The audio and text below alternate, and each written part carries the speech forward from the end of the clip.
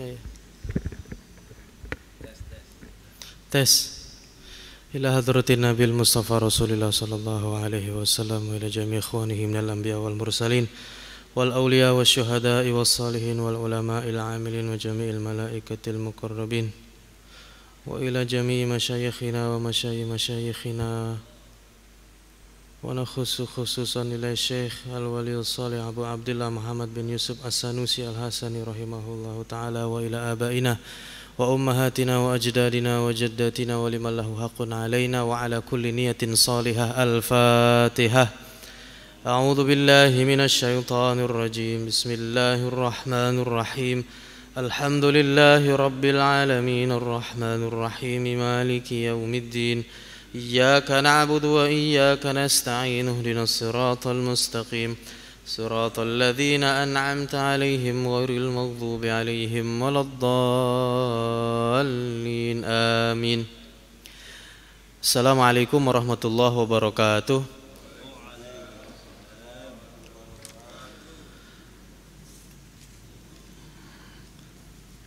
Alhamdulillahil wasi'il jawadi wal ata alladhi syahidat biwujubi wujudihi wa wahdaniyatihi wa azimi jalalihi.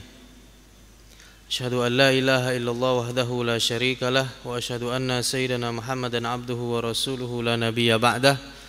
Allahumma salli wa sallim ala habibina wa syafi'ina wa qurrati a'yunina Muhammadin sallallahu alaihi wa sallam wa ala alihi wa ashabihi wa zurriyatihi wa man tabi'ahum bi ihsanin ila yaumiddin. Amma ba'du, subhanaka la ilma lana illa ma 'allamtana innaka antal alimul hakim wa tub 'alaina ya maulana innaka antat tawwabur rahim. Qala al-muallifu rahimahullahu ta'ala wa nafa'ana bihi wa bi 'ulumihi fid dharain amin ya rabbal alamin. Bismillahirrahmanirrahim. Al-hukmu huwa itsbatu amrin aw nafyihi wal hakimu bidzalika imma asy-syar'u awil 'adatu awil aqlu. Falihadza inqasama al-hukmu ila thalathati aqsamin, syar'iyyin wa 'adiyyin wa aqliyyin. Bismillahirrahmanirrahim. Puji syukur kehadiratullah subhanahu wa ta'ala. Lepas sholat maghrib berjamaah, kita niatkan beriktikaf, kita niatkan ta'lim menuntut ilmu, kita niatkan bersilaturahim dan lain sebagainya. Mudah-mudahan kita diberikan Allah subhanahu wa ta'ala ilmu yang bermanfaat, ditambahkan keberkahan dalam kehidupan kita sehari-hari. Amin ya rabbal alamin. InsyaAllah pada kesempatan kali ini kita akan memasuki kitab Tauhid yang dikarang oleh Al-Imam Ad-Dasuki dengan hasyiyahnya, catatan pinggirnya, yaitu catatan pinggir atas syarah kitab Ummul Barohin yang ditulis oleh Al-Allamah Asy-Syaikh Muhammad Ad-Dasuki ala syarhi Ummul Barohin dengan pengarangnya Al-Imam Sayyidi Muhammad As-Sanusi. Nafa'anallahu bihi fid dharain amin ya rabbal alamin. Kitab yang menerangkan tentang hukum yang terbagi tiga. Hukum itu artinya menetapkan segala sesuatu. Jadi bagaimana fenomena yang ada di dunia kita tetapkan, itulah namanya hukum. Hukum itu dibagi menjadi tiga.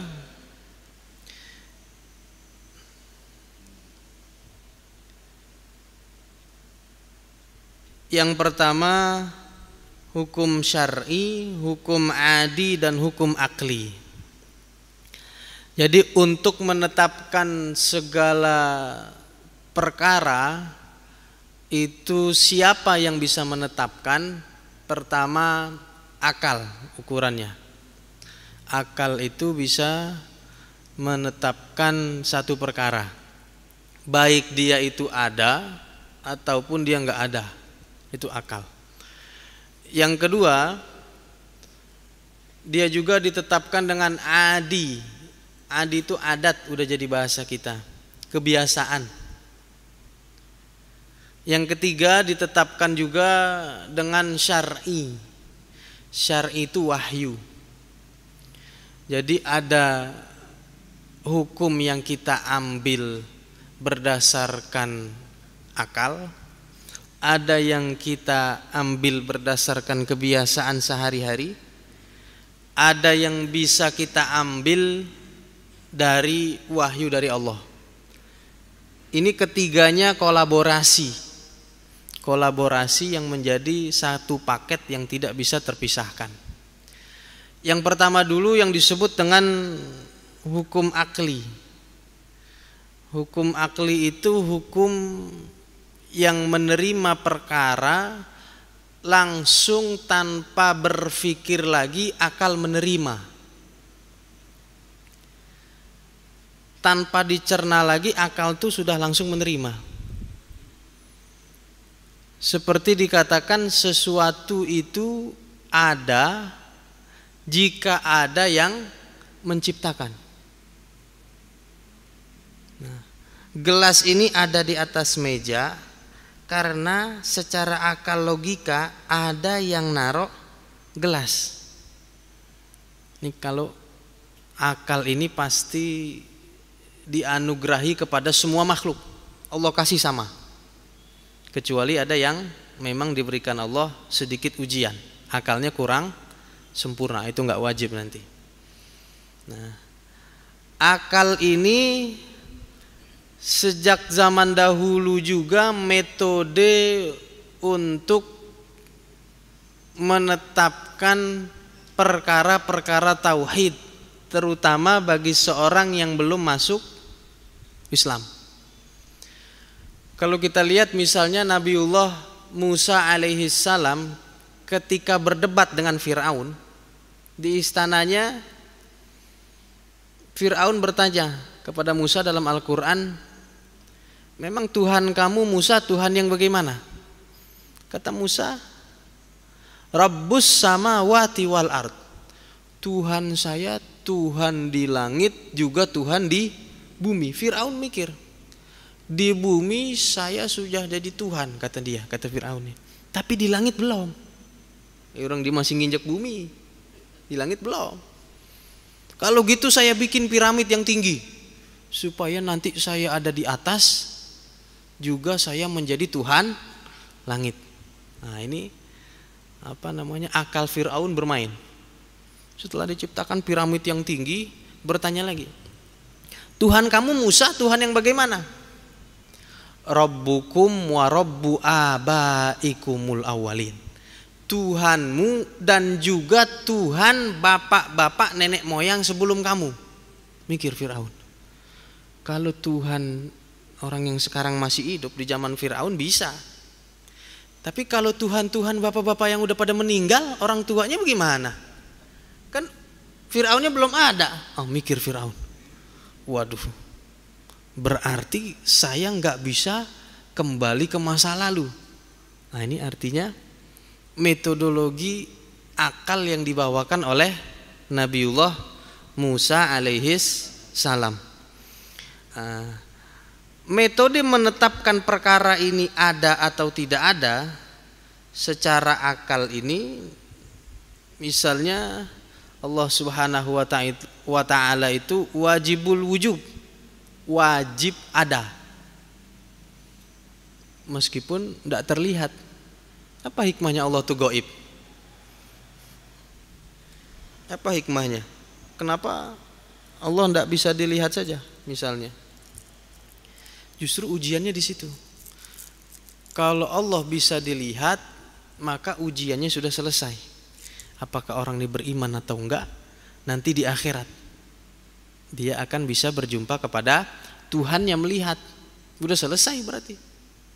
Makanya nanti dalam akhirat wujuhu yauma idzin nadhirah ila rabbiha nadhirah.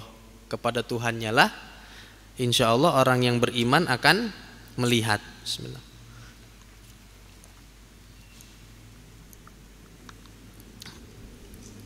Maka secara naluri, secara akal sehat pasti mengatakan Allah itu wajib ada. Sekarang begini, misalnya kita pengen namu ke rumah orang. Kita pengen namu nih ke rumah orang. Sampai di rumahnya pintunya belum dibuka. Tapi kita lihat sendalnya ada. Sendalnya ada, motornya ada. Akal sehat kita bilang apa?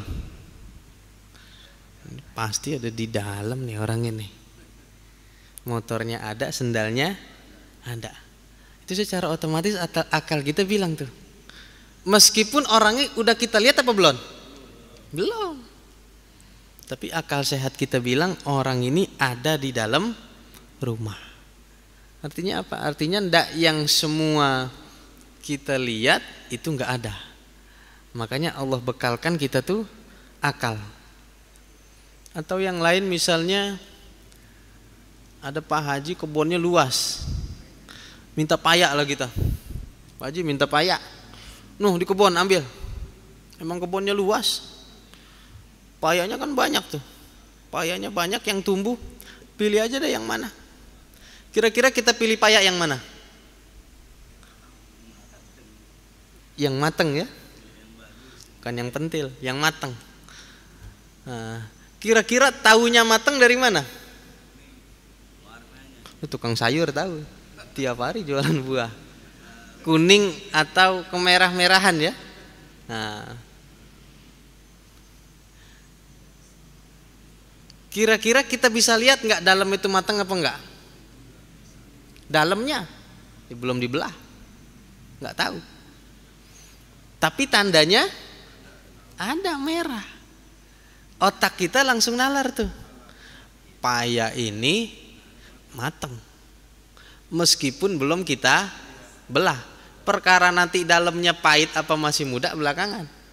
Yang penting otak kita nalar kalau merah matang. Nah, nggak mungkin ada paya di kebun ada yang merah kemudian diambil yang pentil. Nah itu apa namanya? Kalau model begitu namanya bocah kurang jalan otaknya. Otaknya kurang jalan berarti. Nah, berarti ada tanda, ada alamat yang menjadikan daya nalar otak kita mengatakan ada sesuatu. Makanya nanti secara akil itu menetapkan sesuatu karena ada sesuatu disebutnya.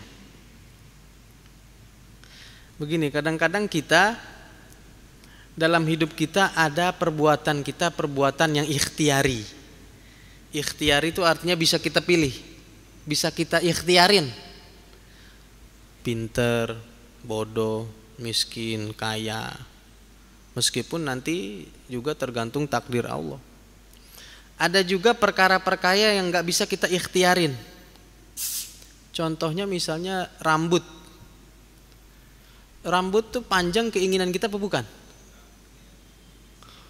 Bentar Pak, saya mau manjangin rambut dulu. Gak bakal bisa. Kuku nih, kuku kita ini panjang kehendak kita bukan? Bukan. Jantung dah, jantung yang paling utama nih. Berdetak kehendak kita bukan? Pak Ustadz sebentar, saya pengen detakin jantung saya dulu. Enggak kan? Enggak bisa kan? Detak sendiri dia. Meskipun kita enggak detak-detakin. Nah, berarti dari situ kita bisa pahami bahwa ada yang mendetakkan jantung kita. Ada yang manjangin kuku kita. Ada yang manjangin rambut kita. Karena secara akal sehat kita nggak mungkin nih. Kuku bisa panjang sendiri, rambut bisa panjang sendiri, jantung bisa panjang sendiri. Napas, napas kita. Berapa kali kita napas sehari semalam? Kata ulama, dicatat ulama, dokter mah nggak catat. 360.000 kali kita napas. Dari jam 7 pagi sampai jam 7 pagi lagi tuh. 360.000 kali kita napes.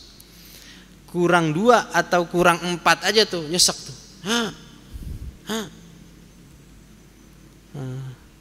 Ampek, kalau bahasa kita ampek. Nah itu napes itu kita nggak sadar. Sekarang aja nih lagi diomongin pada sadar. Oh iya sadar. Tapi ntar lupa lagi kita napes, nggak sadar lagi.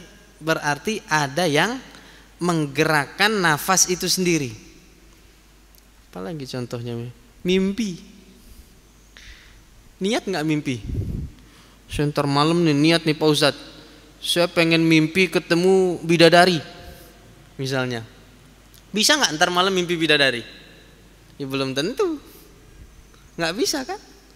Nggak bisa kita pesan. Kalau es teh manis, nasi goreng bisa kita pesan. Tapi kalau mimpi mau bidadari bisa nggak? Nggak bisa. Ntar nih saya mimpi mau bidadari sampai subuh, kalau bisa saya kekepin. Beneran, tuh malam dia mimpi kuntilanak tapi yang ketemu bukan bidadari. Nggak bisa kita pesan.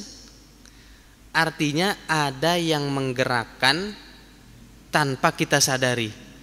Berarti yang memerahkan pepaya, yang menggerakkan yang memanjangkan kuku, yang mendetakkan jantung, berarti ada. Nah, maka tidak ada segala sesuatu yang tidak ada penciptanya. Makanya dalam Al-Quran dikatakan wa fi anfusikum afala tubsirun. Nggak usah jauh-jauh, yang ada di dalam diri kita dulu sendiri.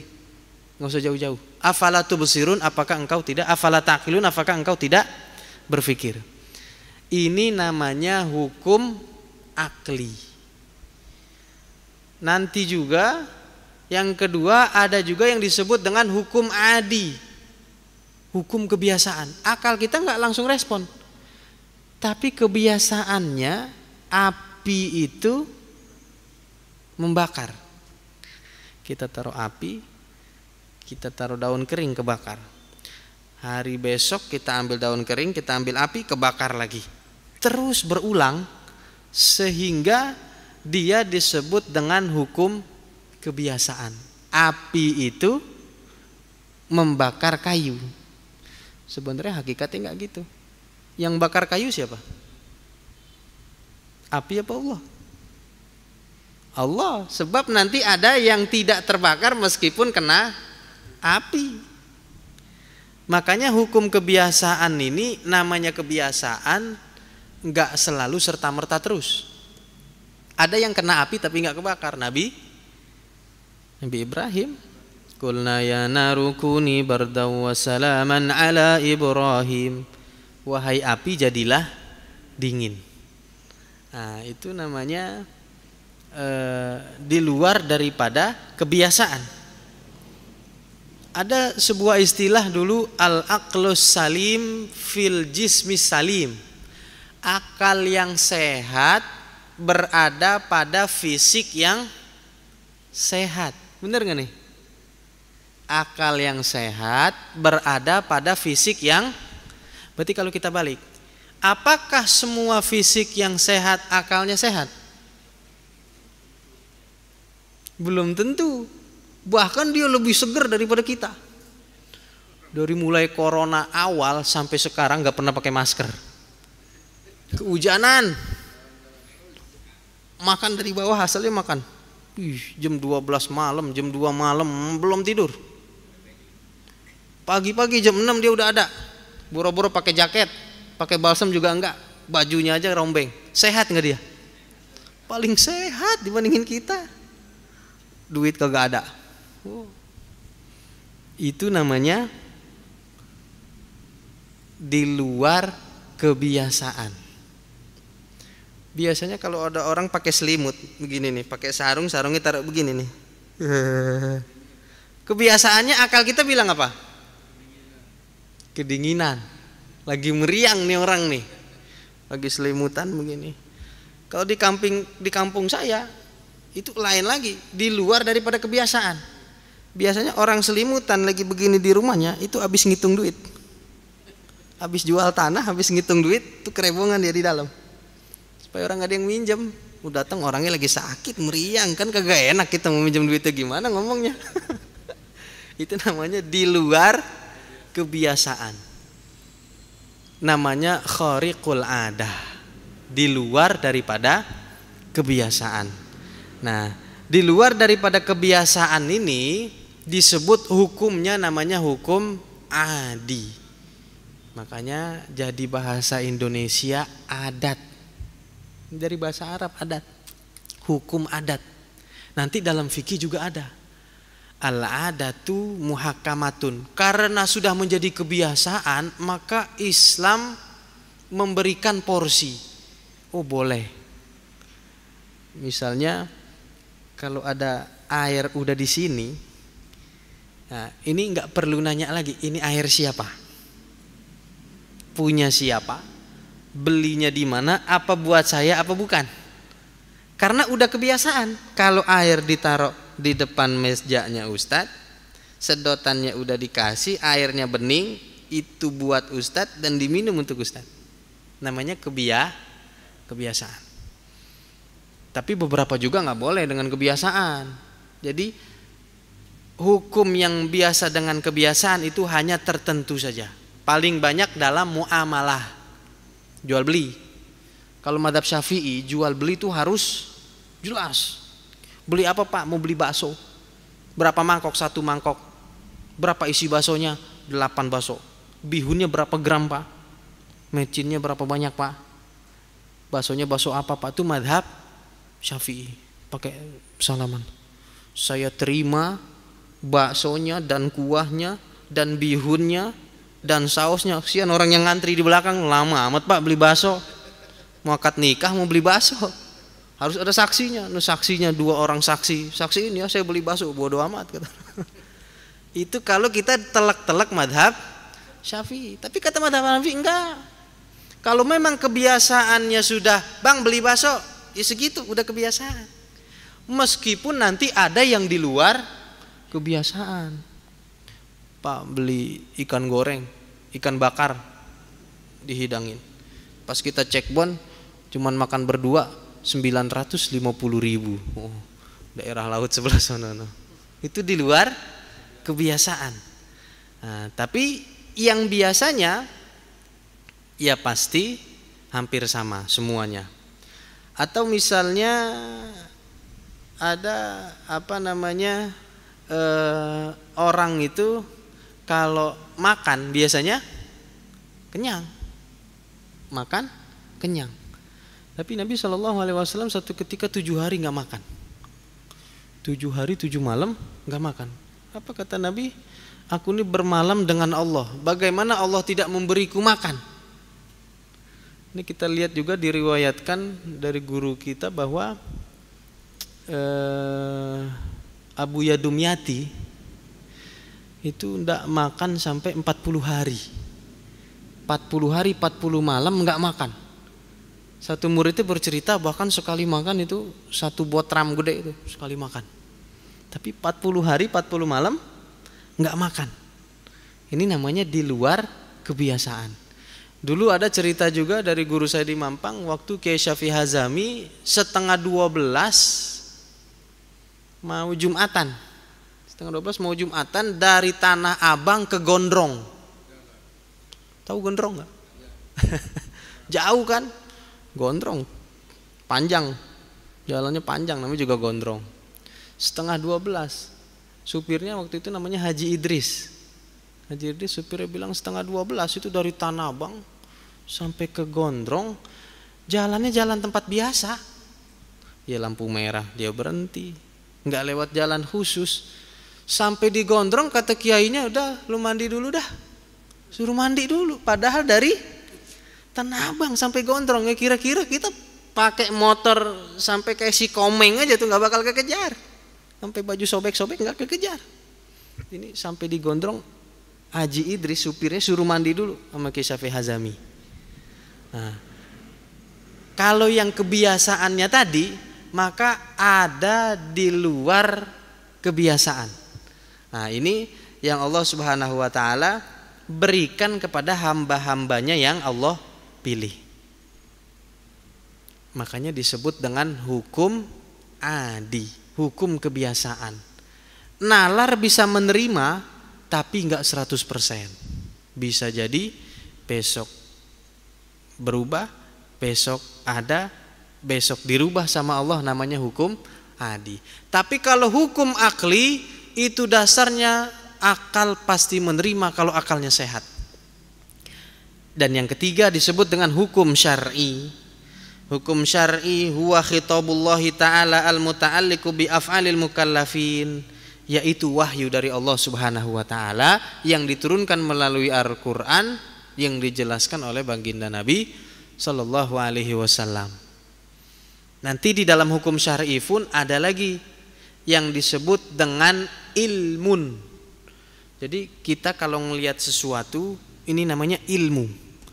Maksud saya mengutarakan ini di kitab Al-Imam Ad-Dasuki di awalnya supaya kita betul-betul bertauhid, iman kepada Allah Subhanahu wa taala 100%.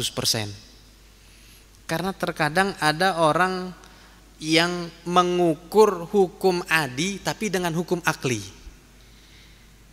Misalnya bagaimana bisa api atau bagaimana bisa Nabi dari Mekah ke Masjidil Aqsa dalam waktu 1/3 malam. Ini hukum akli yang diukur dengan hukum adi, hukum kebiasaan. Memang kebiasaannya enggak bisa. Tapi karena yang menjalankannya yang maha bisa, akhirnya bisa. Nah, jadi semakin kuat iman kita bahwa apa yang terjadi kalau atas izin Allah pasti terjadi. Yang ketiga, hukum syar'i. Hukum syar'i ini paling enggak kita sebut dengan fikih. Kalau yang tadi ilmu akidah kita, iman kita sehari-hari. Kalau yang dalam fikih satu yang disebut dengan ilmun. Ilmun itu kita yakin 100% namanya ilmun. Misalnya kita punya punya ilmu tentang sholat. Saya yakin 100% sholat caranya begini, namanya ilmun. Yang kedua ada juga yang disebut dengan jahlun. Kalau ilmun 100%. Kalau jahlun itu 0%. Namanya jahlun. Bodoh kalau bahasa kita. Bodoh ini dalam kitab disebut ada dua. Satu jahlun, satu lagi jahlun murakkabun. Bodoh yang berlipat itu namanya jahlun murakkab. Bodoh sontoloyo. Jahlun murakkab, bodoh yang berlipat. Seperti orang mengatakan alam raya ini tidak ada yang menciptakan. Itu namanya jahlun murakkab. Satu, dia bodoh karena dia tidak tahu. Dua, dia bodoh karena mengatakan alam raya ini tidak ada yang menciptakan. Padahal sebenarnya tidak ada sesuatu yang tidak diciptakan. Yang kedua, zon. Kita sering dengar nih, zon. Jangan suuzon lo. Zon kan ya. Ada suuzon, ada husnuzon. Kalau zon ini tingkat kebenarannya 51% ke atas, namanya zon. Jadi lebih banyak sangkaannya daripada enggaknya. 51, 52, 56 ini namanya zon. Yang ketiga ada waham. Waham ini kira-kira. Tadi di masjid Ustadz datang apa enggak ya? Nah, dia kira-kira banget nih. Jadi dia punya porsi kebenaran 49, namanya waham. Kalau benar-benar 50-50, benar 50, enggak 50, namanya syak. Ada ilmun, ada jahlun. Kalau jahlun kosong. Ada zon 51 ke atas. Ada waham kebalikan zon. Nah, yang terakhir syak. Sedangkan iman kepada Allah enggak boleh yang 4 ini. Enggak diterima iman kepada Allah kalau imannya zon, apalagi tadi, waham, syak, sama satu lagi jahlun, apalagi jahlun, zon, waham, syak. Maka iman itu harus pakai nomor 1, ilmun, yakinun. Makanya kitab Hasyiah Ad-Dasuki ini dimulai dengan menerangkan ilmu dan hukum. Supaya apa? Supaya nanti setelah kita bertauhid tidak lagi mengatakan misalnya, oh yang seperti itu mustahil. Nah, oh yang seperti itu tidak mungkin.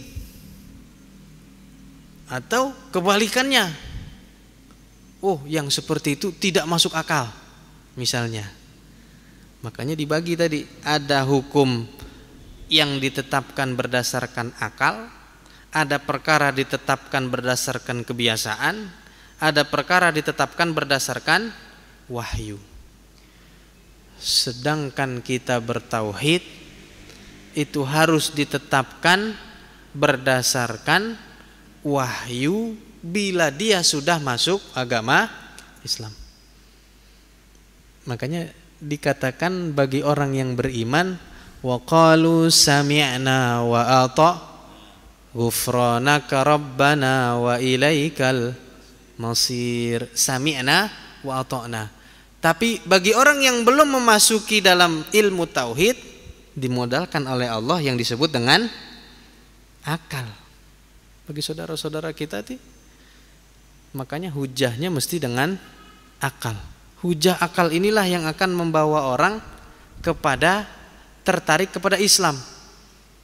Makanya sampai sekarang tidak ada satu agama pun yang berhasil mendeskripsikan ketuhanannya secara akal selain Islam. Gak ada satupun yang bisa mendeskripsikan, mendebat agamanya secara akal nalar sehat. Sebagaimana Islam yang dikatakan, apa Tuhannya orang Islam? Bagaimana Allah? Jawabannya laisa kamitslihi syai'un. Tidak ada yang serupa di dunia. Selesai. Di mana Allah? Jawabannya Allah tidak butuh tempat dan tidak butuh waktu. Selesai.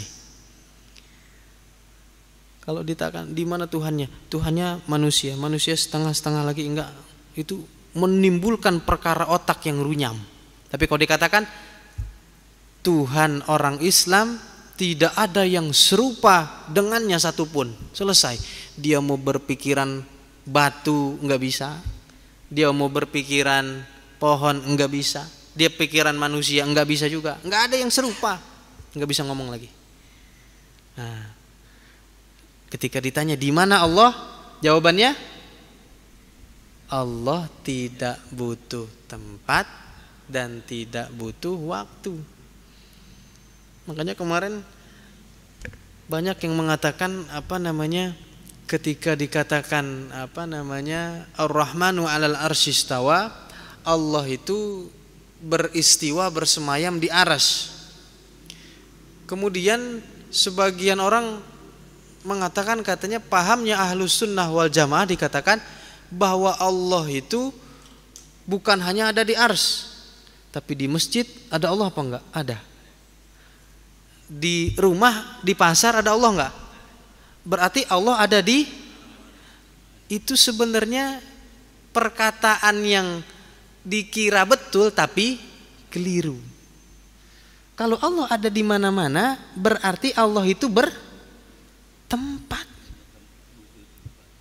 Makanya sering kalau kita lihat kajian-kajian itu dibilang, bagaimana bilang paham Ahlus Sunnah sebelah dengan Allah itu dia bilang di mana-mana. Siapa bilang Allah di mana-mana? Ketika kita katakan Ar-Rahmanu 'alal arsy istawa, tidak kita katakan juga Allah itu berada di mana-mana. Yang kita katakan Allah tidak butuh tempat dan tidak butuh Karena tempat dan waktu itu Allah yang menciptakan. Allah yang menciptakan. Berarti sebelum Allah ciptakan, Allah di mana? Nah, ada lagi yang mengatakan Ar-Rahmanu 'alal arsyistawa. Allah itu berada di atas. Satu lagi hadis yang paling populer. Seorang jariyah, seorang badui bertanya, "Saya mau masuk Islam." Kata Nabi bertanya, "Di mana Allah?" "Aina Allah?" Kemudian si badui itu menjawab, "Fis sama." Allah itu ini sangat populer nih ya. Allah itu ada di langit. Nah, kata si orang jariyah tersebut. Nah, dari kedua dalil tadi situ, ulama salaf katakan satu tafwid, diserahkan maknanya kepada Allah. Apa artinya Allah bersemayam di arsy? Diserahkan maknanya kepada Allah, itu kata salaf. Nah, kalau memang maknanya diserahkan kepada Allah Subhanahu wa taala, namanya tafwid. Maka ayat Qur'annya harus diulang kembali. Yadun apa artinya yadun? Tangan. Yadullah tangan Allah. Fauqa aidihim, tangan Allah di atas tangan-tangan mereka. Kalau kita serahkan maknanya kepada Allah, maka kita ucapkan, apa maknanya yadullah fauqa aidihim? Ya maknanya yadullah fauqa aidihim. Ini baru namanya tafwid. Tafwid itu menyerahkan maknanya kepada Allah. Ketika ditanya, "Ustadz, apa maknanya yadullah fauqa aidihim?" Tangan Allah di atas tangan mereka. Itu sudah takwil namanya. Ini paham nih, takwil dengan tafwid paham nggak? Belum paham ya? Jadi ada dalam Al-Quran disebut dengan ayat-ayat yang menyerupai makhluk. Misalnya dalam Al-Quran ada yadullahi fauqa aidihim. Ini Quran. Tangan Allah di atas tangan-tangan mereka. Atau misalnya ayat yang lain di hadis Allah akan turun sepertiga malam. Berarti Allah turun. Nah, bagaimana memahami ini? Bisa dua. Satu, kita serahkan maknanya kepada Allah. Udah, jangan tanya lagi. Allah yang maha tahu. Yang kedua, kita cari makna yang layak bagi Allah. Karena kebodohan kita. Apa maknanya Allah turun dari langit ke langit dunia? Artinya yang turun adalah rahmat Allah. Itu namanya takwil. Namanya takwil. Yang pertama namanya tafwid. Kalau tafwid itu kita bacakan lagi ayat Qur'annya. Pak Ustadz, apa artinya yadullah fauqa aidihim? Artinya yadullah fauqa aidihim. Itu namanya tafwid. Sedangkan sekarang banyak orang yang mengatakan tafwid tapi sebenarnya dia takwil. Ustadz, bagaimana maknanya Ar-Rahmanu 'alal arsyistawa? Allah bersemayam di atas arsy. Ketika dia ucapkan bahasa Indonesianya, itu berarti sudah menjadi takwil. Ini banyak sekali perdebatan itu, kalau buka di YouTube itu banyak sekali perdebatan. Kenapa? Karena mengaku menyerahkan maknanya kepada Allah, tetapi dia sendiri mentakwil, bahkan lebih parah daripada takwilnya ulama. Jadi kalau ada yang nanya, Allah itu Ar-Rahmanu 'alal arsyistawa, artinya apa Ustaz? Artinya Ar-Rahmanu 'alal arsyistawa. Artinya Ustaz, ya Ar-Rahmanu 'alal arsyistawa. Itu namanya menyerahkan maknanya kepada Allah. Nah, jadi akal, kita kembali lagi, akal inilah yang Allah ciptakan untuk bisa memproses mana perkara yang ada, mana perkara yang enggak. Setelah ini selesai, masuk nanti bab selanjutnya adalah yang disebut dengan sifat hukum akal yang wajib bagi Allah, yang kita kenal dengan sifat wajib. Begitu juga mustahil, sifat yang pasti tidak ada pada Allah. Terakhir, sifat yang jaiz, boleh ada, boleh tidak ada pada Allah. Wallahu a'lam bishawab. Mudah-mudahan ada manfaatnya. Kalau ada yang bisa kita diskusikan, silakan. Ini baru muqaddimah daripada kitab Hasyiah Al-Imam Ad-Dasuki atas syarah Ummul Barohin kitabnya. Ada pertanyaan?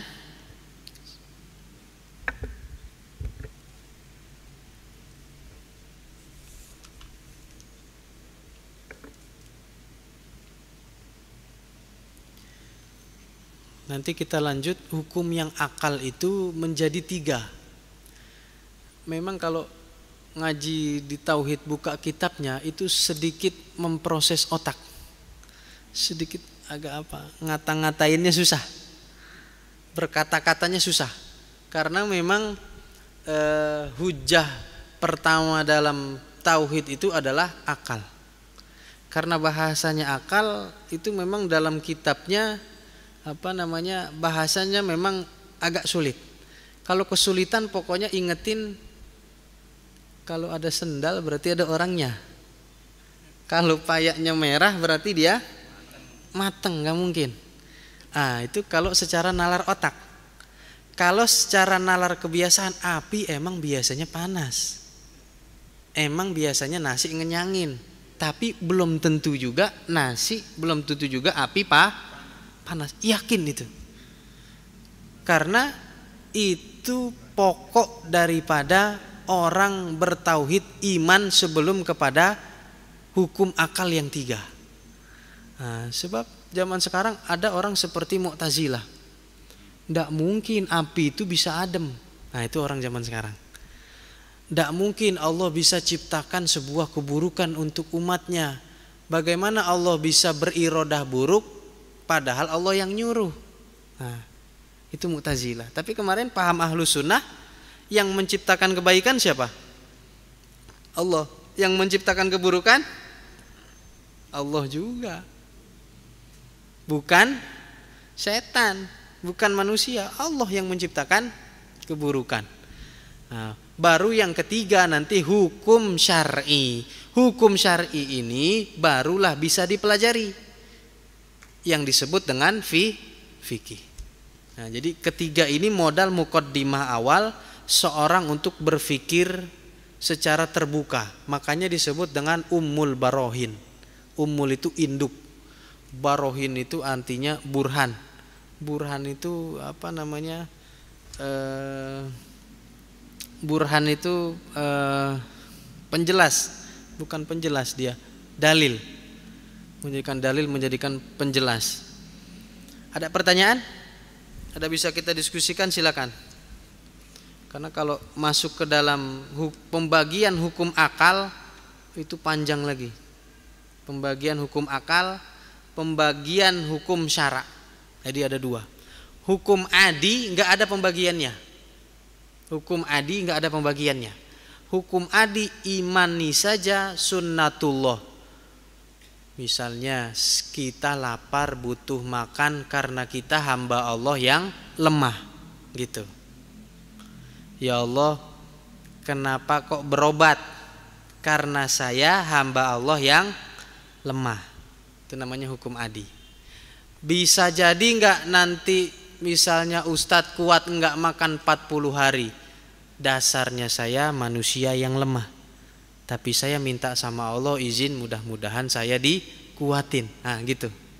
Itu namanya hukum adi, hukum kebiasaan. Yang kedua, hukum syara nanti dipelajari dalam fikih. Ada wajib, ada sunnah, ada apa lagi? Haram, ada mubah, ada makruh. Bid'ah ada nggak?